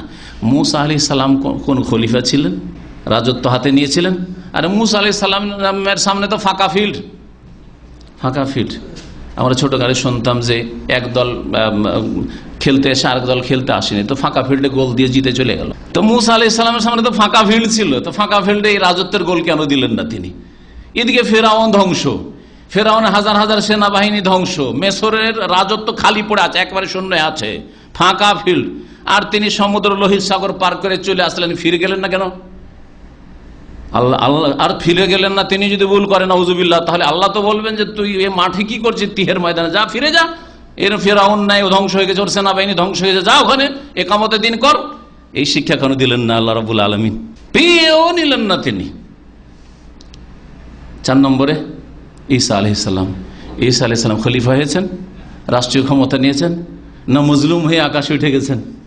তাকে খুন করতে এসেছে আল্লাহ রাব্বুল আলামিন, রাফাহুল্লাহু ইলাইহি ওয়া কানা আল্লাহু আলিমান হাকিম, আল্লাহ রাব্বুল আলামিন তখন আকাশে উঠিয়ে নিয়েছেন, ঠিক কি না? তাহলে 5 জন নবী যাদেরকে আল্লাহ একামতের দিন করতে বলেছেন, তাদের 4 জনেই রাষ্ট্রীয় ক্ষমতা হাতে নেন নাই। কেউ পেয়েছেন সুযোগ আমাদের জানা মতে কোরআন দিয়ে, আর নেন নাই। আর পাক আর না পাক তারা নেন নাই, তারা কেউ খলিফা ছিলেন না। একজন বাকি বছর নবী করিম সাল্লাল্লাহু আলাইহি ওয়াসাল্লাম, ঠিক না? নবী করিম সাল্লাল্লাহু আলাইহি ওয়াসাল্লাম মক্কায় কত বছর নবী হওয়ার পরে? 13 বছর। আর মদিনায় 10 বছর। মক্কায় নবী করিম সাল্লাল্লাহু আলাইহি ওয়াসাল্লাম রাষ্ট্রীয় ক্ষমতা নিয়েছেন না মদিনায়? বলেন জোরে। মদিনায় নিয়েছেন, মক্কায় নেননি। নবী করিম সাল্লাল্লাহু আলাইহি ওয়াসাল্লামকে রাষ্ট্রীয় ক্ষমতা মক্কায় দিতে কেউ চেয়েছিল না চাইনি? মক্কার লোকেরা এক বাক্যে কি চাইনি? পরামর্শ করে এসে প্রস্তাব পেশ করেনি? কি বলেছিল? ইয়া মোহাম্মদ, হে মোহাম্মদ তুমি কি শুরু করলে? আমাদের দেবদেবী, আমার ধর্মের বিরুদ্ধে, আমাদের মূর্তি পূজার বিরুদ্ধে, এসবের বিরুদ্ধে কেন বলা শুরু করলে? যে তোমার এক আল্লাহর ইবাদত করতে হবে আর এসব মূর্তির পূজা করা যাবে না, এইসব কথা কেন বলা শুরু করলে? কি চাও তুমি? ওরা ভাবলো যে হয়তো মোহাম্মদ সাল্লাল্লাহু আলাইহি ওয়াসাল্লামের পার্থিব কোনো স্বার্থ আছে। আর মানুষের স্বার্থ কি থাকে? আজকালকার ভাষা বলে গাড়ি বাড়ি নারী, তাই না? গাড়ি বাড়ি নারী, কারণ আজকে গাড়ির যুগ, সেই জন্য। আর তখনকার যুগটা রাজত্ব, হ্যাঁ, নেতৃত্ব একটা বড় লোভের জিনিস, সবচেয়ে বড় লোভের জিনিস। কারণ উপরে থাকবো, সবকে নিচে রাখবো, আমি উপরে থাকবো, ঠিক না? একটা বড় লোভের জিনিস। আর 2 নম্বরে হচ্ছে সুন্দরী রমণী, ভোগবিলাস করব। আর 3 নম্বরে হচ্ছে পয়সা। পয়সা থাকলে সবাই চেনবে। যেমন আজকাল অনেক লোকই কথা বলে থাকেন যে পয়সা না থাকলে কেউ তোর খোঁজ নেবে না, পয়সাতেও মান ইজ্জত তলাশ করে। এক শ্রেণী বেকুব লোকেরা রয়েছে। তো নবী করিম সাল্লাল্লাহু আলাইহি ওয়াসাল্লামের কাছে 3টি প্রপোজাল পেশ করা হয়েছিল। এই 3টি প্রস্তাবই পেশ করা হয়েছিল। ইয়া মুহাম্মদ, হে মুহাম্মদ সাল্লাল্লাহু আলাইহি ওয়াসাল্লাম, ইন কুনতা তুরিদু মুলকান, তুমি যদি রাজত্ব চাও, মাল্লাকনাকা, মক্কার রাজা বানিয়ে দিচ্ছি, মালিক, কিং বানিয়ে দিচ্ছি। বলেছিল না? বলেনি? নিয়েছিলেন নবী করিম সাল্লাল্লাহু আলাইহি ওয়াসাল্লাম। আর তুমি যদি চাও যে সুন্দরী নারী চাও, ইমরাতান জামিলাতান হাসানা, তাহলে জাওয়াজনাক, তাহলে খুঁজো তুমি কোনটা চয়েস তোমার, আরবের কোন মেয়েটি, কার মেয়ের চয়েস, যেটা চয়েস করবে সেটার সাথে তোমার বিয়ে পড়াই দেবো। আর যদি ওয়াইন কুন্তা তরিদ মাল্লান, ধন সম্পদ, কারণ অনেকে পয়সার পূজারি, পয়সার গোলাম, ও পয়সা চায়, আর কিছু চায় না। পয়সা যদি চাও তো জামান এলাকায় একাই যদি না দিতে পারি, আমরা কালেকশন করছি গোটা মক্কা, মক্কার বাইরে কালেকশন করে সবচেয়ে বড় ধনী তোমাকে বানিয়ে দিচ্ছি। নবী করিম সাল্লাল্লাহু আলাইহি ওয়াসাল্লাম উত্তর কি বলেছিলেন? যে আলহামদুলিল্লাহ ইকামতের দিন হয়ে গেছে। না, এ কথা বলেছিলেন? আল্লাহ আকিমুদ্দিন বলেছেন, ইকামতের দিন হয়ে গেছে, ঠিক না?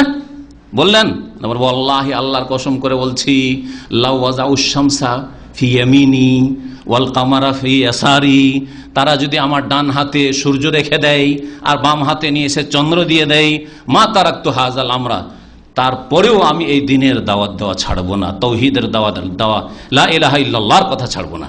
তো লা ইলাহা ইল্লাল্লাহ মানে গদি দখল করা নয়। লা ইলাহা ইল্লাল্লাহ মানে সার্বিক জীবনে তৌহিদ প্রতিষ্ঠা করা, আল্লাহ পাকের ইবাদত বন্দেগী প্রতিষ্ঠা করা, শিরক মুক্ত জীবন যাপন, আর এখান থেকে শুরু করা। আল্লাহ রাব্বুল আলামিন যেন বুঝার তৌফিক দান করেন। বুঝতে পারলেন? তাহলে আর একটি কথা শুন, এই আয়াতে রয়েছে, ইবনে তাইমিয়া রাহমাতুল্লাহ বলছেন যে বিদআতপন্থীরা যে আয়াত বা হাদিসটাকে তাদের সমর্থনে দলিলে পেশ করে, সেই আয়াত থেকে তাদের খণ্ডন আমি করতে পারবো। এটা ইবনে তাইমিয়া রাহমাতুল্লাহর কথা। দেখেন এখানে আল্লাহ বলছেন ওই সূরা শুরা আয়াত নম্বর 13, তো ওই আয়াতের শেষ দিকে আকিমুদ্দিন ওয়ালা তাতাফাররাকু ফি কাবুরা আলাল মুশরিকিনা মা তাদউহুম ইলাইহি, হে নবী যেদিকে তুমি ডাকো, যেই দাওয়াত তুমি দিচ্ছ সেটা মুশরিকদের জন্য বড়ই কষ্টের কাজ। আর আল্লাহ নবীকে কিসের দাওয়াত দিতে বলছেন? ইকামতের দিনে, ঠিক কিনা? আকিমুদ্দিন, এই দিন কায়েম করো। দিন কায়েম করা মানে যদি গদি দখল করা, ক্ষমতা হাতে নেওয়া হয়, এটাই যদি ব্যাখ্যা হয় মডার্ন ব্যাখ্যায়, এটাই যদি ঠিক হয়, তাহলে আরব মুশরিকদের জন্য এই গদি মোহাম্মদকে দিয়ে দেওয়াটা, নেতৃত্বে দেওয়াটা, দেশের শাসক বানিয়ে দেওয়াটা মুশকিল ছিল না সহজ ছিল? সহজ ছিল, কারণ তারা তো প্রস্তাব পেশ করছে যে তুমি রাজা হয়ে যাও, কিন্তু আমাদের দেবদেবীর বিরুদ্ধে বলিও না। তাহলে মুশরিকদের জন্য কোনটা কষ্টকর ছিল যেটা আল্লাহ এখানে উল্লেখ করেছেন? আর সেটাই হচ্ছে ইকামতের দিন। আন আকিমুদ্দিন ওয়ালা তাতাফাররাকু ফিহি কাবুরা আলাল মুশরিকিনা মা তাদউহুম ইলাইহি, মুশরিকদের জন্য বড়ই কষ্টকর যেই দিকে তুমি আহ্বান করছো সেই বিষয়টি, সেটা ছিল তৌহিদ উলুহিয়াত কায়েম করা, ইবাদত বন্দেগীতে তৌহিদ কায়েম করা। আল্লাহকে ওরা রব মানতো, আল্লাহ আসমান জমিনের মালিক মানতো, আল্লাহকে রিজিক দাতা মানতো, কিন্তু ইবাদত বন্দেগীতে তারা শিরক করত। ইবাদত এক আল্লাহর শুধু করতে হবে, আল্লাহ তুজা মানাতের করা যাবে না, 360টা মূর্তির করা যাবে না, এই কথা মুহাম্মাদের মানা যাবে না। তাহলে সবচেয়ে মুশকিল কোনটি কথা ছিল তাদের? মূর্তি পূজা ছেড়ে, শিরক ছেড়ে দিয়ে এক আল্লাহর ইবাদত করা, তৌহিদ প্রতিষ্ঠা করা, এটা সবচেয়ে মুশকিল কাজ তাদের ছিল। সেটা হচ্ছে আন আকিমুদ্দিন, ইকামতের দিন। তো দিন কায়েম করা মানে তৌহিদ থেকে শুরু করা, আর তৌহিদে গিয়ে শেষ করা। আবার এক শ্রেণীর লোকেরা বলছে যে তৌহিদ থেকে শুরু করবেন, আর গিয়ে রাষ্ট্রীয় ক্ষমতা দখল করে ছাড়বেন, এটা ভুল ব্যাখ্যা। যদিও রাষ্ট্রীয় ক্ষমতা যখন চলে আসবে, আল্লাহ নিয়ামত স্বরূপ দিবেন, তখন সৎ লোকেরা নিয়ে দিন পুরোপুরিভাবে যতটা পারছেন এখন প্রতিষ্ঠা করেন, এতে কোনো সন্দেহ নাই। কিন্তু শুরু করেছেন রাসূলুল্লাহ সাল্লাল্লাহু আলাইহি ওয়াসাল্লাম তৌহিদ থেকে, আর শেষ করেছেন খেলাফত দিয়ে। তৌহিদ দিয়ে শুরু করলেন আর খেলাফত দিয়ে শেষ করলেন, এই বক্তব্যটি ভুল বক্তব্য, এটা ভুল কথা। বরং নবী করিম সাল্লাল্লাহু আলাইহি ওয়াসাল্লাম ইন্তেকালের 5 দিন আগে, 3 দিন আগে, শেষ মুহূর্তে একবার ইন্তেকালের সময় 2টি নসিহত করেছেন, বা 3টি। একটিতে রয়েছে লানাতুল্লাহি আল ইয়াহুদ ওয়ান নাসারা ইত্তাখাযু কুবুর আনবিহিম মাসাজিদ, ইহুদি নাসারাদের উপর আল্লাহর লানত হোক। কেন? তারা নবীদের কবরগুলিকে, অন্য রিওয়ায়াতে রয়েছে নবীদের কবর এবং নেক লোকদের কবর, আউলিয়ার কবরগুলিকে কি করেছে? সেজদার স্থানে পরিণত করেছে, কবর পূজা শুরু করেছে। এই জন্য তাদের উপর লানত হোক। মা আয়েশা বলছেন ইউহাযযিরু মা সানাউ, তাদের এই পাপের কাজ থেকে, শিরক থেকে উম্মতকে সতর্ক করছেন রাসূলুল্লাহ সাল্লাল্লাহু আলাইহি ওয়াসাল্লাম কবর মাজার পূজা থেকে। যেই কবর মাজার পূজা থেকে রাসূলুল্লাহ সাল্লাল্লাহু আলাইহি ওয়াসাল্লাম বারবার করে ইন্তেকালের পূর্ব মুহূর্তে সতর্ক করছেন, সেটা দিয়ে শেষ করেছেন কি করেন নাই? সেটা তাওহীদ নয়, সেটা কি রাষ্ট্রীয় ক্ষমতা দখল করা? তাহলে শুরু করেছেন রাসূলুল্লাহ সাল্লাল্লাহু আলাইহি ওয়াসাল্লাম কি দিয়ে? তাওহীদ দিয়ে। শেষ করেছেন তাওহীদ দিয়ে শেষ করেছেন।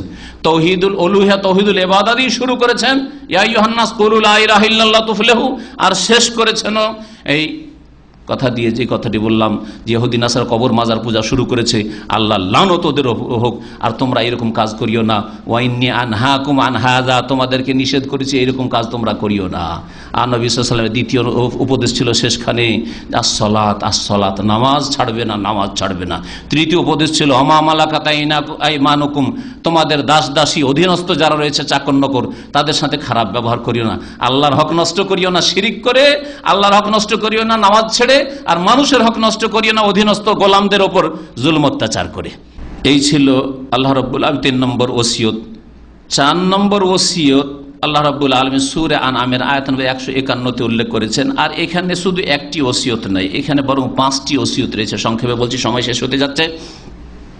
প্রথম ওসিয়ত হচ্ছে আল্লাহ রাব্বুল আলামিন বলছেন যে তাআলাউ কুল, হে নবী বলে দাও, তাআলাউ তোমরা এসো, আতলু মা হারামা রাব্বুকুম আলাইকুম, তোমাদের জন্য আল্লাহ যা হারাম করেছেন, আল্লাহ তুশরিকু বিহি শাইয়্যা। প্রথম ওসিয়ত হচ্ছে আল্লাহর সাথে কোনো কিছুকে শরীক করিও না। তাহলে আল্লাহর একটি ওসিয়ত হচ্ছে তাওহীদ প্রতিষ্ঠা করো, শিরিক করিও না। 2 নম্বর ওয়াবিল ওয়ালিদাইনি ইহসানা, মাতা পিতার সাথে সৎ ব্যবহার করো, যার কথা 1 নম্বরে উল্লেখ করেছি। 3 নম্বরে ওয়ালা তাকতুলু আওলাদাকুম মিন ইমলাক, আর দারিদ্র্যের ভয়ে তোমরা ছেলে মেয়েদেরকে হত্যা করিও না। আসার পরে হত্যা করে দিলে, অথবা পেটে এসেছে তারপরে মেরে দিলে, অথবা আসতেই দেব না, দুটোর পার্ট নেব না, স্থায়ীভাবে বন্ধ করে দিলে, এই সবগুলি এই আয়াতের অন্তর্ভুক্ত আর হারাম। আপনার খাচ্ছে, আপনার ঘরে যে ছেলে মেয়ে আসছে, যে আপনি একটার পরে আর দুটোর পরে নেবেন না, না তার রিজিক আল্লাহর পক্ষ থেকে সে নিয়ে আসছে, তার তকদির, আপনার তকদির যেমন আল্লাহর উপর লিখে রেখেছেন, তেমনি তারও তকদির আল্লাহ লিখে রেখেছেন। আপনাকে যেমন আপনার বাপ মা খাওয়াই না, আপনার নসিবে খেয়েছেন, আপনার বাপ মা ওসিলা মাত্র, তেমনি আপনি আপনার ছেলে মেয়েদের জন্য ওসিলা, মাধ্যম মাত্র। রাজ্জাক আল্লাহ রাব্বুল আলামিন, আপনি রাজ্জাক না, আপনি রাজ্জাকের গোলাম, আপনি আব্দুর রাজ্জাক। তো আল্লাহ রাব্বুল আলামিন অভাবের ভয়ে হত্যা করতে নিষেধ করেছেন। নাহানু নারযুকুকুম ওয়া ইয়াহুম, তাদেরকেও তোমাদেরকেও রিজিক দিয়া ওদেরকেও রিজিক দিয়া, আল্লাহ বলছেন। তারপরে ওসিয়ত হচ্ছে 4 নম্বরে ওয়ালা তাকারাবুল ফাওয়াহিশা মা যাহারা মিনহা ওয়া বাতান, প্রকাশ্য বা গোপনীয় অশ্লীল কথা কাজের কাছে যেও না, অশ্লীলতার কাছে যেও না, জেনার কাছে যেও না, সমকামিতার কাছে যেও না, বেহায়া বেপর্দা হতে যেও না, উলঙ্গ হতে যেও না, উলঙ্গ ছবি দেখিও না, অপর মহিলার সাথে নির্জনতা অবলম্বন করি না, অপর আজনবী মহিলাদের সাথে সফর করিও না, ইত্যাদি ইত্যাদি। জেনা ব্যভিচারের কাছে যাবে না, এসবগুলি এই ফাওয়াহিশের মধ্যে শামিল। ওয়ালা তাকতুলুন নাফসাল্লাতী হারামাল্লাহু ইল্লা বিল হক, আর যেই ব্যক্তিকে খুন করা আল্লাহ হারাম করেছেন তাকে কখনো খুন করবে না। এই 5টি ওসিয়তের কথা এখানে রয়েছে। তার একটি এর পূর্বে উল্লেখ করা হয়েছে, সেটা হচ্ছে মাতা পিতার কথা। তো আগের 3টি ওসিয়ত আর এখানে 4টি, তো 7টি ওসিয়তের কথা উল্লেখ হলো। তারপরে আয়াত রয়েছে সূরা আনআমের তারপরে আয়াতটি 152 নম্বর, যাতে আল্লাহ রাব্বুল আলামিন 4টি ওসিয়তের কথা উল্লেখ করে। ওয়ালা তাকরাবু মালাল ইয়াতীমা ইল্লা বিল্লাতী হিয়া আহসান, তোমরা ইয়াতীমের ধন সম্পদের কাছে যেও না, মানে অবৈধভাবে ভক্ষণ করে নিও না, তবে উত্তম পন্থায়। যদি বাড়িয়ে দিতে পারো যে ইয়াতীমের ধন, ভাগিনা ভাগনি ভাতিজা ভাতিজি আর ওর বাবা মারা গেছে, সুতরাং এদের টাকা পয়সার ব্যবসা বাণিজ্য করে একটু বাড়িয়ে দিই, সংরক্ষণ করি, সাথে রাখি আর হেফাজতে রাখি, এরা বুঝবে না, খরচ করে নষ্ট করে দিবে বা হাতছাড়া হয়ে যাবে, কেউ দখল করে নেবে, সেই জন্য যদি সাথে রাখো তো ঠিক আছে, কিন্তু কখনো অবৈধভাবে তাদের ধন সম্পদ ভক্ষণ করবে না। হাত্তা ইয়াবলুগা আশুদ্দাহ, তাদের বড় হওয়া পর্যন্ত। আল্লাহ রাব্বুল আলামিন এটি হচ্ছে ইয়াতিমদের সাথে সদ্ব্যবহারের উপদেশ। আর উপদেশ যে দাঁড়ি পাল্লাই তোমরা কম করিও না। ও আউফুল কাইলা ওয়াল মিজান, পুরোপুরি তোমরা মাফ করবে, ওজন করবে ন্যায়সঙ্গতভাবে, বিল কিসতি লা নুকাল্লিফু নাফসান ইল্লা উসআহা। তারপরে আল্লাহ বলছেন ওয়াইদা কুলতুম ফাদিলু, যখন কথা বলবে তখন ন্যায়সঙ্গত কথা বলিও। এটা আমার জাতির, এটা আমার ভাষাভাষী, এটা আমার দেশি, এটা আমার এলাকার, এর সাথে আমার দুনিয়ার স্বার্থ জড়িত রয়েছে, সেই জন্য তার পক্ষ নিতে হবে যে কোনো উপায়ে। এটা আমার ছেলে, সেই জন্য তার পক্ষ নিতে হবে। এটা আমার ভাই বেরাদর আত্মীয় স্বজন, সেই জন্য তার পক্ষ নিতে হবে। এটা হারাম। আল্লাহ রাব্বুল আলামিন বলছেন যে তোমরা ন্যায়সঙ্গত কথা বলবে। ওয়ালাউ আলা আনফুসিকুম আয়াত রয়েছে, যে নিজের বিরুদ্ধে হইল, কেসে আপনি ফেসেছেন, গাড়ি অ্যাক্সিডেন্ট করে ভুল করেছেন আপনি, কিন্তু পুলিশ এসে বলছে যে না ওর ভুল, তোমার ভুল না, ওর ভুল। যদি বলে বলছে না আমারই ভুল, কথা বলতে আল্লাহ বলছে ওয়ালাউ আলা আনফুসিকুম, নিজের বিরুদ্ধে বলো। সত্য কথা যদি হয় নিজের বিরুদ্ধে যায় সেটাই বলো তুমি, আল্লাহ রাব্বুল এটা ফরজ করেছে। এইরকম যদি মুসলিম তৈরি হয়ে যায় তাহলে কার পৃথিবীতে অশান্তি থাকবে? কোনো অশান্তি থাকবে না, কোনো খেয়ানত থাকবে না, কোন রকমের জুলম অত্যাচার থাকবে না। আল্লাহ রাব্বুল আলামিন যেন আমাদেরকে ন্যায় প্রতিষ্ঠা করার সার্বিক জীবনে তৌফিক দান করেন। যখন তোমরা কথা বলবে ন্যায়সঙ্গত কথা, ন্যায়সঙ্গত কথা বললে স্বামী স্ত্রীতে ঝগড়া হবে না, কলহ বিবাদ হবে না, বাপ মা ছেলে মেয়ের সাথে কলহ বিবাদ হবে না, ভাই ভাই হবে না, ভাই বোনে হবে না, আত্মীয় স্বজনের সাথে হবে না, কলিগদের সাথে হবে না। আমি আমার কাজ করব, আপনি আপনার কাজ করেন।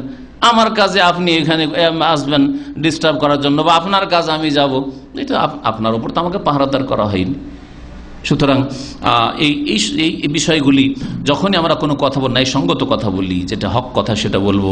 এর সাথে শত্রুতা আছে সেজন্য তার দোষটাকে বাড়িয়ে বললাম, এর সাথে মিত্রতা আছে সেজন্য তার দোষগুলিকে লুকিয়ে রেখে দিলাম, বলে হারাম কাজ। ওয়ালাউ কানা যা করবো, আল্লাহ বলছেন আত্মীয় হইলেও ন্যায়সঙ্গত কথা বলো তাদের বিরুদ্ধে। ওয়াবি আহাদিল্লাহ আউফু, আর একটি উপদেশ হচ্ছে আল্লাহর প্রতিশ্রুতি, আল্লাহর সাথে যে চুক্তি করেছো সেটা পুরা করো, যে আল্লাহর ইবাদত করবে, আল্লাহর নাফরমানি করবে। যালিকুম ওয়াসাকুম বিহি, এই আয়াতগুলির প্রত্যেকটি শেষে আল্লাহ বলছেন এই ওসিয়ত আল্লাহ তোমাদেরকে করেছেন। আগের আয়াতও রয়েছে 151-তে, যালিকুম ওয়াসাকুম বিহি লাআল্লাকুম তাকিলুন, আর এখানে যালিকুম ওয়াসাকুম লাআল্লাকুম তাযাক্কারুন। তারপরে সূরা আনামের আয়াত নম্বর 153-তে আল্লাহ রাব্বুল আলামিন ওসিয়ত রয়েছে যে সরল পথের অনুসরণ করো। সরল পথ হচ্ছে কোরআন এবং সহিহ হাদিস, সরল পথ হচ্ছে রাসূলুল্লাহ সাল্লাল্লাহু আলাইহি সাল্লামের অনুসরণ করা, ইত্তেবা করা, রসুলের তরিকায় চলবেন জীবনের প্রতিটি ক্ষেত্রে। এটা হচ্ছে সরল পথ। সরল পথ এই নাই যে আমাদের দেশে যেটা দল বড় সেই দলের অনুসারী হওয়া, সরল পথ কখনো এটা নাই। ইহদিনাস সিরাতাল মুস্তাকিম যে সূরা ফাতিহা বারবার করে চাইছেন, অন্তর থেকে চাইবেন, মুখে চাইছেন সিরাতে মুস্তাকিম, মন্ত্রের মতো পাঠ করছেন, আর গোড়ামি করে আপনি কোরআন হাদিস ছেড়ে বসে আছেন, বহু বিদাতে লিপ্ত আছেন, আর সেটাই কি হক মনে করছেন। আল্লাহ রাব্বুল আলামিন যেন সকলকে হিদায়াত দান করেন এবং হক কথা বুঝে তার প্রতি আমল করার তৌফিক দান করেন। আল্লাহ রাব্বুল আলামিন বলেছেন ওয়া আন্না হাযা সিরাতি মুস্তাকিমা, আর নিঃসন্দেহে এটাই হচ্ছে আমার সরল পথ। ফাত্তাবিউহু, সরল পথের অনুসরণ করো। ওয়ালা তাত্তাবিউস সুবুল, আর বহু রাস্তা যে ডানে বামে রয়েছে এগুলি হচ্ছে শয়তানের রাস্তা, গুমরাহির রাস্তা, সেগুলির অনুসরণ করিও না। ফাতাফাররাকা বিকুম আন সাবিলিহি, না হলে আল্লাহর রাস্তা থেকে তোমাদেরকে বিচ্ছিন্ন করে কোথাও নিয়ে চলে যাবে। যালিকুম ওয়াসাকুম বিহি, এই আল্লাহ তোমাদেরকে ওসিয়ত করছেন লাআল্লাকুম তাত্তাকুন, যাতে করে তোমরা পাপ মুক্ত হইতে পারো। তারপরে আল্লাহ রাব্বুল আলামিনের ওসিয়ত রয়েছে 13 নম্বর ওসিয়ত, সেটা হচ্ছে যে ইসলাম ছাড়া, ঈমান ছাড়া যেন তোমাদের মওত না হয়। সবসময় ঈমান ইসলামকে আঁকড়ে ধরে থাকবে। আল্লাহ রাব্বুল আলামিন ইরশাদ করে সূরা বাকারা আয়াত নম্বর 132-এ, ওয়াসা বিহা ইব্রাহিম ও বনিহি ওয়া ইয়াকুব, ইব্রাহিম আলাইহিস সালাম তার সন্তানদেরকে আর তার সন্তানের সন্তান ইয়াকুবকে, নাতিকে, ইয়াকুবের বাপের নাম কি? ইসহাক আলাইহিস সালাম। কার ছেলে? ইব্রাহিম আলাইহিস সালামের ছেলে। তো ইব্রাহিম আলাইহিস সালাম তার সন্তানদেরকে, মানে ইসমাইলকে, ইসহাককে, ইয়াকুব আর নাতিকে ইয়াকুবকেও, এদের সকলকে নিজের বংশধরকে ওসিয়ত করেছিলেন ইব্রাহিম আলাইহিস সালাম ওসিয়ত। আর সেটি হচ্ছে আল্লাহ রাব্বুল আলামিনের ওসিয়ত, কারণ তিনি আল্লাহ রাসূল ছিলেন। ইয়া বানিয়া, হে আমার সন্তানরা, ইন্নাল্লাহ আস্তাফা লাকুমুদ্দিন, আল্লাহ তোমাদের জন্য তার নাজিলকৃত দ্বীনকে মনোনীত করেছেন। ফালা তামুতুন্না ইল্লা ওয়া আনতুম মুসলিমুন, তোমরা মুসলিম হয়ে মৃত্যুবরণ করিয়া। আল্লাহ রাব্বুল আলামিন আমাদেরকে ইসলামের উপর থাকার যেন তৌফিক দান করেন এবং ইসলামের উপর অটলতা যেন দান করেন, আর ইসলামের উপর, তৌহিদের উপর, সুন্নাতের উপর আমাদেরকে যেন মওত দান করেন। শেষ করছি একটি ওসিয়তের কথা সূরা আন-নিসাতে রয়েছে, যেখানে মিরাসের কথা, ধন সম্পদের ভাগ বন্টনের কথা আল্লাহ রাব্বুল বলেছেন। সেই আয়াতগুলি শুরু করেছেন ইউসিকুমুল্লাহু ফি আওলাদিকুম লিয-যাকারি মিসলু হাযযিল উনসায়াইন আয়াত, বা কয়েকটি আয়াত রয়েছে এই ফারাইজ সম্পর্কে, আর মিরাস, ধন সম্পদের ভাগ বন্টন সম্পর্কে, উত্তরাধিকারীদের হক সম্পর্কে। সেই আয়াতগুলি তাফসীরে আর যাচ্ছি না, এক কথাই এই দিয়ে শেষ করছি। আমার এই 14টি উপদেশ আল্লাহ রাব্বুল আলামিনের মূল্যবান কোরআনে কারিমে, যেগুলিকে আল্লাহ ওসিয়ত বলে আখ্যায়িত করেছেন। ইউসিকুমুল্লাহ, আল্লাহ তোমাদেরকে ওসিয়ত করছেন, ফি আওলাদিকুম, তোমাদের ছেলে মেয়ে সন্তান সন্ততিদের ক্ষেত্রে, লিয-যাকারি মিসলু হাযযিল উনসায়াইন, ছেলে মেয়ে দুই রকমই যদি থাকে, কিছু ছেলেও আছে কিছু মেয়ে আছে, তাহলে লিয-যাকারি, ছেলে সন্তানকে দেবে, মিসলু হাযযিল উনসায়াইন, দুই মেয়ের সমান। দুই মেয়ে 2 ভাগ, আর এক ছেলে একাই 2 ভাগ। হ্যাঁ, ছেলে সন্তানের অর্ধেক পাবে মেয়েরা। এতে মানহানি করা হয়নি মেয়েদের, বরং আল্লাহ রাব্বুল আলামিন ভাগ বন্টনের ক্ষেত্রে প্রয়োজনের দিকে লক্ষ্য রেখেছেন। কার কতটা প্রয়োজন রয়েছে, মেয়েদের কোনো প্রয়োজন নেই, তারপরে ছেলেদের অর্ধেক দেওয়া হয়েছে। আর সব কিছুর দায়িত্ব হচ্ছে ছেলে সন্তানদের, তারপরে তাদেরকে শুধু মেয়েদের দ্বিগুণ দেওয়া হয়েছে। তাহলে গভীরভাবে যদি একটু গবেষণামূলক চিন্তা করে দেখেন, ছেলেদেরকে বেশি দেওয়া হয়নি, বরং তাদের ওপর দায়িত্ব আরো বেশি চাপানো হয়েছে। জি হ্যাঁ, দায়িত্ব অনেক বেশি চাপানো হয়েছে। যে কোনো মেয়ে, আমি বারবার এই আলোচনাতে, আমি অনেক আলোচনাতে এই কথাটি বলেছি, যে পৃথিবীতে কোনো মেয়ে নেই, মহিলা নেই, যাকে নিজের পেটের ব্যবস্থা, নিজের কাপড় চোপড়ের ব্যবস্থা, বাড়ি ঘরের ব্যবস্থা নিজে করা ফরজ। কোনো মেয়ে নেই পৃথিবীতে, বাপ না হয় স্বামী, না হয় ভাই, না হয় দাদা, না হয় চাচা, কেউ নেই দেখাশোনা করার জন্য। তাহলে সরকার, সুলতান ওয়ালি মাল্লা ওয়ালি আল্লাহ, নবী করিম সাল্লাল্লাহু আলাইহি ওয়াসাল্লাম বলছেন শাসক হচ্ছে ওলি ওই সব মেয়েদের, মহিলাদের যাদের কোনো ওলি অভিভাবক নেই। আল্লাহ রাব্বুল আলামিন যেন আমাদেরকে কোরআন এবং হাদিসের কথা বোঝার তৌফিক দান করেন এবং তার উপদেশ মোতাবেক জীবন যাপনের তৌফিক দান করেন। কোরআনে কারীমের প্রতি জীবনের প্রতিটি ক্ষেত্রে আমল করার ওইভাবে তৌফিক দান করেন যেভাবে আল্লাহ রাব্বুল আলামিন তৌফিক দিয়েছিলেন এই উম্মতের শ্রেষ্ঠদেরকে, সাহাবায়ে কেরামদেরকে, আম্বিয়া রাসূলগণদের অনুসরণে যেন তৌফিক দান করেন। শেষ নবী মুহাম্মদ রাসূলুল্লাহ সাল্লাল্লাহু আলাইহি সাল্লামের জীবনের প্রতিটি ক্ষেত্রে ইত্তিবা করার, অনুসরণ করার তৌফিক যেন দান করেন। সিরাতে মুস্তাকিমা সরল পথে যেন চলার তৌফিক দান করেন। আকুলু কওলি হাযা ওয়া সাল্লাল্লাহু আলা নবিয়িনা মুহাম্মদ ওয়া আলা আলিহি ওয়া সাহবিহি।